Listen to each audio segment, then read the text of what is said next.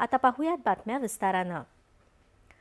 पंतप्रधान नरेंद्र मोदी येत्या शुक्रवारपासून 6 दिवसांच्या संयुक्त अरब अमिराती, नेदरलँड, स्वीडन, नॉर्वे आणि इटलीच्या दौऱ्यासाठी रवाना होणार आहेत।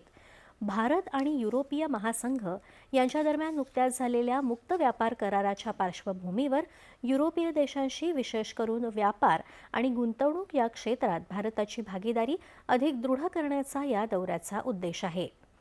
दौऱ्याच्या पहिल्या टप्प्यात संयुक्त अरब अमिरातीमध्ये पंतप्रधान राष्ट्राध्यक्ष शेख मोहम्मद बिन झायेद अल नाह्यान यांच्याशी चर्चा करणार आहेत। द्विपक्षीय मुद्द्याबरोबरच प्रामुख्यानं ऊर्जा सहकार्य आणि परस्पर हिताच्या प्रादेशिक आणि आंतरराष्ट्रीय मुद्द्यांवर उभय नेत्यांमध्ये चर्चा होणार आहे। द्विपक्षीय भागीदारी वाढवण्याच्या दृष्टीनंही विचारविनिमय होणार आहे।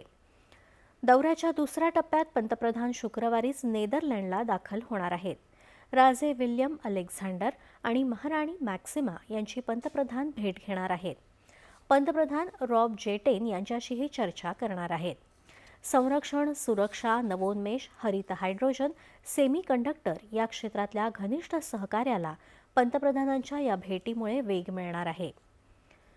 रविवारी पंतप्रधान स्वीडनमध्ये दाखल होणार असून पंतप्रधान अल्फ क्रिस्टर्सन यांच्या समवेत द्विपक्षीय संबंधांचा आढावा घेण्याबरोबरच व्यापारासह विविध क्षेत्रातल्या सहकार्य दृढ करण्यासंदर्भात चर्चा करणार आहेत।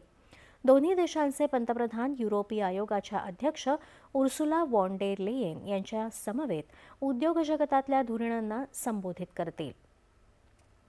दौऱ्याच्या चौथ्या टप्प्यात पंतप्रधान सोमवारी नॉर्वेमध्ये दाखल झाल्यानंतर तिसऱ्या भारत नॉर्वे शिखर परिषदेला संबोधित करणार आहेत।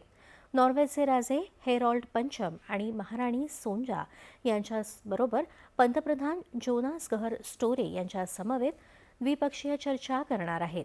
नॉर्वेच्या पंतप्रधानांसमवेत भारत नॉर्वे व्यापार आणि संशोधन परिषदेलाही पंतप्रधान संबोधित करणार आहेत।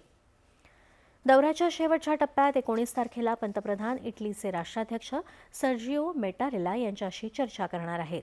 पंतप्रधान जॉर्जिया मेलोनी यांच्या समवेतही व्यापक चर्चा करणार आहेत। परदेशी वस्तूंऐवजी आपण